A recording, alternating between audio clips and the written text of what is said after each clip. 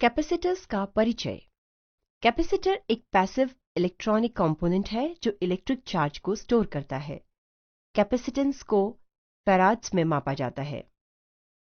Standard capacitor का मान 1, 10, 100, 510, 910 pico farad होता है। कैपेसिटर्स के मान को कलर बैंड के द्वारा दर्शाया जाता है। शुरुआत के दो बैंड पहले तथा दूसरे डिजिट को तथा तीसरा बैंड मल्टीप्लायर को दर्शाता है। कैपेसिटर का सिंबल इस प्रकार है। कैपेसिटर टॉलरेंस कैपेसिटेंस के परिवर्तन की सीमा बताता है। इसकी रेंज -20% से +80% के बीच होती है।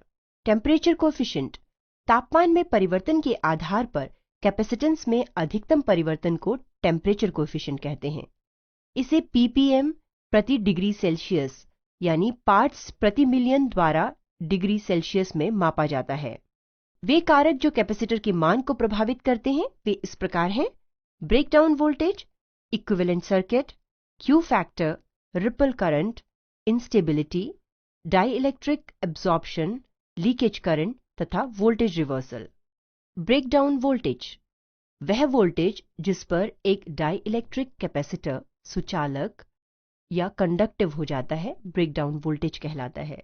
इक्विवेलेंट सर्किट सभी कैपेसिटर्स में रेजिस्टेंस होता है जो इक्विवेलेंट सीरीज रेजिस्टेंस कहलाता है और जो इंपीडेंस को बढ़ाता है। क्यू फैक्टर इसका उपयोग दक्षता या एफिशिएंसी को मापने में होता है और यह रिएक्टेंस तथा रेजिस्टेंस का अनुपात होता है। रिपल करंट एसी का कंपोनेंट है जो कैपेसिटर में ऊष्मा उत्पन्न करता है। इंस्टेबिलिटी जैसे जैसे कैपेसिटर पुराना होता जाता है वैसे वैसे उसकी कैपेसिटेंस भी घटती जाती है।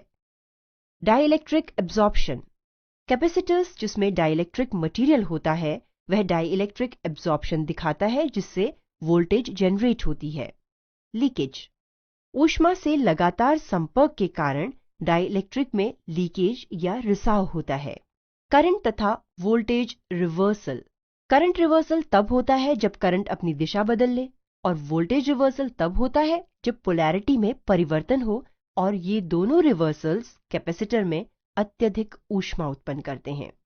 कैपेसिटर्स के प्रकार कैपेसिटर्स में प्रयोग किए गए प्लेट्स के मटेरियल के आधार पर कैपेसिटर्स कुछ सामान्य कैपेसिटर्स इस प्रकार हैं: ceramic capacitors, film power capacitors, super capacitors तथा वेरिएबल कैपेसिटर्स।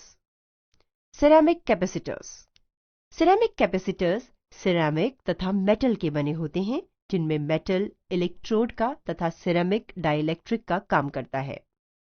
इस प्रकार के कैपेसिटर का उपयोग हाई फ्रीक्वेंसी तथा हाई करंट पल्स लोड्स में होता है। फिल्म पावर कैपेसिटर्स इसमें डाइइलेक्ट्रिक फिल्म को एक पतली परत में खींचा जाता है और जिसके चारों तरफ बेलनाकार वायरिंग पर मेटल इलेक्ट्रोड होते हैं। पॉलीप्रोपिलीन को डाइइलेक्ट्रिक के रूप में उपयोग किया जाता है। सुपर कैपेसिटर्स इलेक्ट्रोकेमिकल कैपेसिटर्स होते हैं जिनमें निश्चित डाइइलेक्ट्रिक नहीं होता। चार्ज का संचयन या तो चार्ज के सेपरेशन के द्वारा या फिर रिडॉक्स रिएक्शन द्वारा प्राप्त होता है।